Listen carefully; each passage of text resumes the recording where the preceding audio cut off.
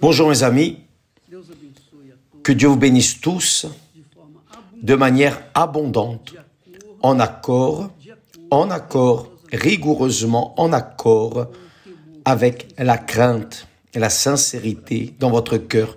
Voyez que l'une des choses avec laquelle le diable travaille, c'est le péché, n'est-ce pas? Et quand la personne marche dans le péché ou vit dans le péché, qu'arrive-t-il? Le diable dit, ça ne sert à rien de vouloir parler à Dieu parce que tu n'arriveras rien de lui. Ça ne sert à rien d'aller à l'église car ça ne va rien résoudre parce que le diable convainc ses enfants que Dieu maintient ses oreilles fermées à eux.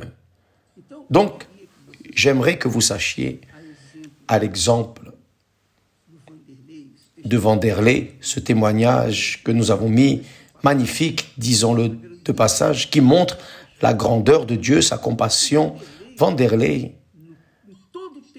dans tout son témoignage, vous savez, ce que nous apprenons, c'est que lui, malgré tous ses péchés, il était un homme sincère. La sincérité, sa sincérité a attiré l'attention de Dieu. Et Dieu, évidemment, s'est révélé à lui. Et vous savez que c'est ce qui manque aux personnes, dans la plupart des personnes. La plupart des personnes vivent dans le faux semblant, en accord avec l'apparence, le glamour de ce monde. Et elles oublient la sincérité. Dieu prend plaisir dans la sincérité du cœur. Donc, vous pouvez être la pire des créatures de la face de la terre, la plus sale, pourrie de la face de la terre. Mais si vous êtes sincère, vous pouvez être sûr que Dieu va vous donner une opportunité parce qu'il cherche des personnes sincères. Il cherche des personnes authentiques, des personnes transparentes, des personnes sans cire, vous savez, des personnes pures, bien qu'elles soient pécheresses, parce que nous tous, nous péchons. Et celui qui dit ne pas avoir de péché est menteur, mais Dieu fait la séparation entre ceux qui sont sincères et ceux qui ne sont pas sincères. Qui est sincère craint Dieu. Qui n'est pas sincère ne craint pas Dieu. Voyez ce que Dieu a dit. D'ailleurs, il dit cela plus à l'intérieur de l'Église, de la religion. Il dit, ce peuple s'approche de moi avec sa bouche et avec ses lèvres, il m'honore. Mais son cœur est éloigné de moi et sa crainte envers moi consiste seulement en ordonnances d'hommes dans lesquels ils ont été instruits. Donc, beaucoup de personnes vivent ainsi.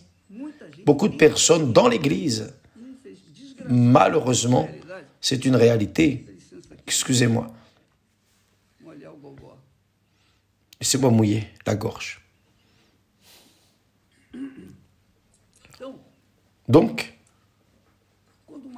lorsqu'une personne fait semblant et fausse, et c'est ce qu'il y a de plus dans les églises, les religions, les hypocrites,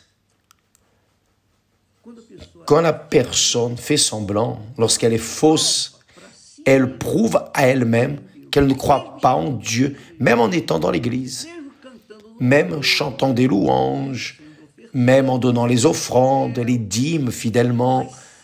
Mais si elle fait semblant, si elle est fausse, si elle garde en elle des marques de ses erreurs, de son caractère, et ne révèle pas cela à Dieu. Dieu sait déjà, bien sûr, Dieu sait toutes les choses.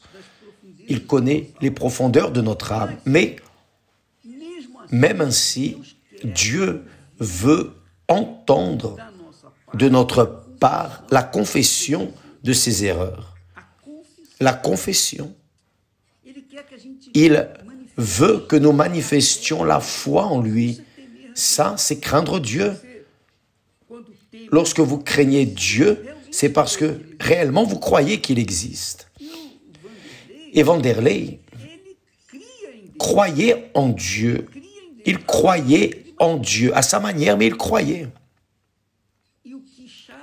Et ce qui attire l'attention, c'est qu'il était sincère. Il était ou c'est ou ce n'est pas, ou oui ou non. Il n'y a pas de demi-mot, demi-terme. À cause de cela, Vanderlei a changé sa vie, c'est-à-dire Dieu a changé sa vie à travers la foi qu'il a démontrée en Dieu. Et c'est ce qu'il veut voir en vous. Peut-être que vous êtes cette créature, mes chers amis. Vous êtes cette personne qui sait vivre dans l'erreur ou sait qu'il y a des choses erronées, là, gardées depuis très longtemps, mais vous cachez. Vous essayez de le cacher de Dieu et des personnes, on n'en parle même pas. Et là, vous allez à l'église, vous priez, vous louez, vous dansez avec les chansons religieuses, vous vous remplissez d'émotions lorsque vous allez devant l'autel, mais cette saleté qui est là, gardée en vous,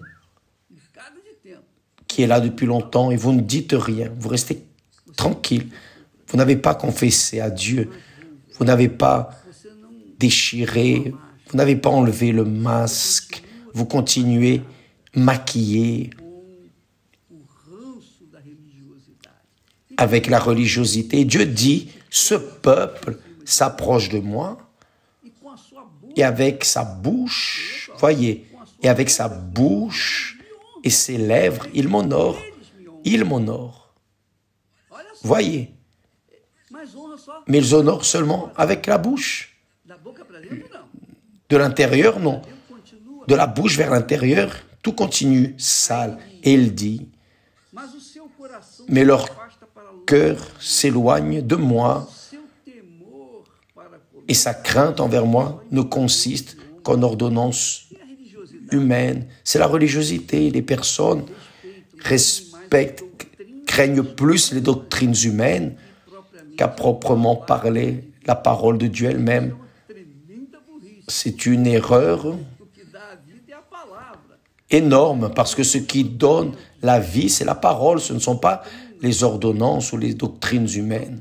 Donc, vous qui me regardez en ce moment, mes amis, je pense ainsi, je crois, par les commentaires que nous recevons, nous voyons que nous avons cette perception, ce discernement que beaucoup de personnes, malheureusement, portent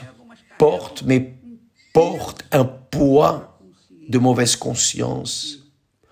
Pourquoi?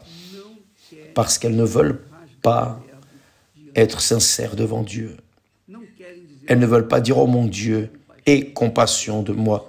Je suis réellement cela. J'ai failli, je me suis trompé. Personne ne le sait. Personne ne le sait. Mais il sait, Dieu sait. Alors, Seigneur, pardonne-moi. Quand la personne devient transparente, authentique, sincère, pure, ça c'est la pureté. Ça c'est la pureté. Parfois la personne est dans le péché, mais elle est sincère. Elle est sincère. Donc Dieu lui donne une chance pour être sauvée. Tandis que l'autre, qui est religieuse, mais n'est pas sincère, reste en train d'occuper l'espace à l'église. Elle construit une histoire d'hypocrisie. C'est la réalité. C'est ce que Jésus a trouvé chez les Juifs. Et il a dit à ses disciples, gardez-vous du levain des pharisiens, qui est l'hypocrisie. Gardez-vous, faites attention.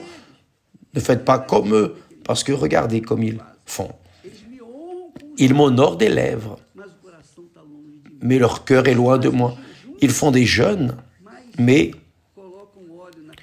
ils mettent de l'huile sur la tête, font en sorte que les personnes voient ce jeûne. Et ce jeûne n'est pas pour moi, ce jeûne est pour leur gloire. C'est-à-dire des personnes qui font semblant, fausses. Jésus a condamné, Jésus a censuré.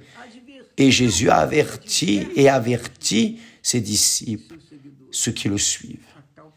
Gardez-vous du levain des pharisiens, qui est l'hypocrisie. L'hypocrisie est la pire chose qu'il y a pour Dieu, parce que la personne ne s'est pas rendue compte que Dieu connaît toutes les choses. Et elles ne peuvent rien lui cacher. Donc, mes amis, faites-vous du bien, faites comme Vanderlei a fait. Il est allé conférer si cela était vrai ou faux, une tromperie ou véritablement authentique. Et lorsqu'il est arrivé à l'Église universelle, il a vu que ce n'était rien de ce que les médias avaient répandu, vomi, ce qu'elle fait. Les médias vomissent toute leur frustration, leur échec sur d'autres personnes pour qu'elles soient aussi fracassées. Donc, ouvrez les yeux, mes amis. Dieu connaît toutes les choses. Il est grand. Dieu est grand. Et il ne fait rien de petit. Il ne fait rien d'insignifiant. Et il est parfait. Il ne fait rien d'imparfait. Il ne fait que les choses parfaites parce qu'il est parfait. Il ne fait que de grandes choses parce qu'il est grand. Il est immense. Donc, il sait qui vous êtes. Il sait qui je suis. Et grâce à Dieu, qu'il est suffisamment grand pour voir et assister à tout ce qui se passe sur la terre. Tout. Donc, vous qui me regardez, faites attention pour ne pas tomber dans l'erreur des pharisiens, qui est l'hypocrisie. Parce que ça ne sert à rien à la personne de danser même sur la musique évangélique ou chrétienne, ou quelle qu'elle soit, religieuse, et dans le fond, porter en soi le péché. D'accord? Nous en restons là aujourd'hui, ce soir, la thérapie de l'amour. Vous savez pourquoi les personnes sont malheureuses en amour? Vous savez pourquoi? Justement à cause de cela. Parce que beaucoup d'elles, la plupart, est hypocrite et fausse. Et Dieu, sachant cela, il ne bénit pas. Il ne bénit pas. Mais quand la personne est sincère, il répond à sa prière. Il répond à sa foi. Et il colloque la crainte dans ce cœur. Il met la crainte dans ce cœur. Ce soir, Renato et Christiane seront dans la thérapie de l'amour, ici, au temple de Salomon, à 20h. Et samedi, nous aurons la réunion spéciale des femmes, à 18h, au temple de Salomon. Que Dieu vous bénisse, et à demain au nom du Seigneur Jésus. Amen.